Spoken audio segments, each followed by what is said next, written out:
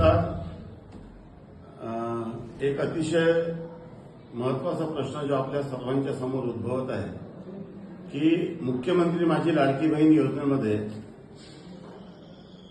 शासनाच्या जीआरमध्ये असं नमूद आहे की अंगणवाडी सेविकेनी याचा ऑनलाईन करावं. कुठल्याही लाभार्थ्याला फॉर्म भरताना त्यांनी ऑनलाईन फॉर्म भरायला पाहिजे असं कुठलाही नियम नाही आहे. की लाभार्थीची मुभा आहे त्याला की त्यांनी ऑफलाईन फॉर्म देखील त्याला जमा करता येईल.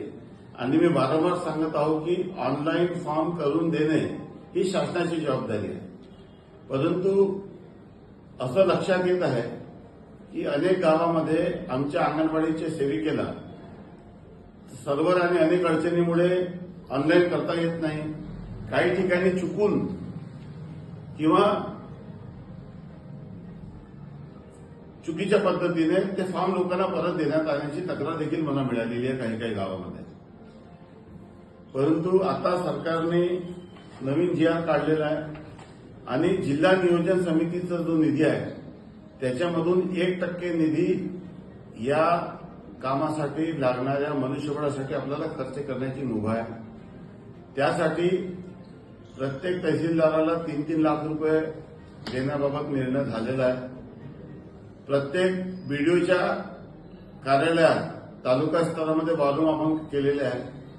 आणि जे विद्यार्थी किंवा जे युवक आहे की ज्यांना किंवा महिला आहे त्यांना डाटा एंट्री करता येते किंवा फॉर्म ऑनलाईन करता येते त्या सर्व लोकांना माझी विनंती आहे की त्यांना जर त्यांची सेवा द्यायची असेल त्याचा मोबदलाही अर्थात आपल्याला मिळेल.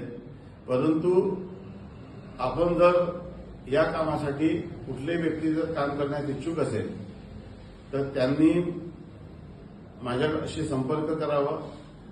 या सर्व लोकांना योग्य तो याचा मोबदला देखील देण्यात येईल.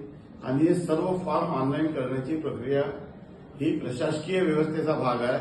त्यामुळे कुठल्याही लाभार्थ्याने की त्यांचा फॉर्म ऑनलाईन झालेला नाही आहे, सर्व्हर डाऊन आहे, तुम्ही फक्त फॉर्म भरा. सरकारी अधिकाऱ्यांची जबाबदारी आहे की त्यांनी ते ऑनलाईन करावं. तुमचं फॉर्म ऑनलाईन झालं नाहीये भरल्यानंतर म्हणून तुम्हाला पैसे मिळणार नाही असा गैरसमज कृपा करून तुम्ही करू नका. आपण मोठ्या प्रमाणामध्ये मनुष्यबळ नियुक्त करून हे सर्व फॉर्म ऑनलाईन करून घेऊ. ज्या अंगणवाडी सेविकेनी गावात फॉर्म परत केलेले आहे किंवा काही फॉर्म ग्रामपंचायतला परत दिलेले आहे त्या सर्वांना तुम्हाला तुमच्याशी जमत नसेल, तुमचं नुकसान होऊ नये अशी आमची इच्छा होती. कारण की प्रत्येक फॉर्म मागे अंगणवाडी सेविकेला 50 रुपये अनुदान दिलं जात आहे. परंतु एवढ्या मोठ्या प्रमाणामध्ये फॉर्म ऑनलाईन करणं त्यांना शक्य नाही. किंवा काही लोकांचं शिक्षण कमी झाल्यामुळे किंवा त्यांना मोबाईल ऑपरेट करता येत नसल्यामुळे किंवा त्यांना सर्व्हर डाऊन असल्यामुळे किंवा त्या गावामध्ये नेट नसल्यामुळे जे काही अडचणी उद्भवत आहेत त्या सर्वांना माझी विनंती आहे की सर्व तहसील कार्यालयात आणि सर्व बीडीओला जिल्हाधिकारी आणि आम्ही अशा सूचना दिलेल्या आहे की सर्व वाजवून सुरू करून लोकांचे फॉर्म ऑनलाईन करून घ्या. लवकरच सर्व फॉर्म ऑनलाईन होऊन जाईल. तुम्हाला या संदर्भामध्ये खूप काळजी करण्याची गरज नाही.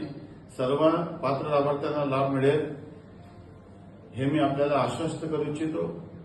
आणि त्यामुळे कुठल्याही लाभार्थ्यांनी तणावात येऊन आपल्या मनामध्ये कुठलाही संभ्रम त्यांनी ठेवू नये अशी माझी आपणास विनंती आहे.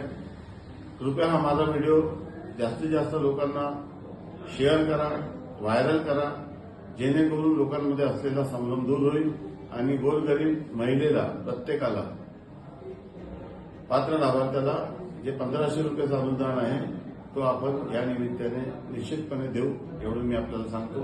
धन्यवाद. जय हिंद, जय महाराष्ट्र.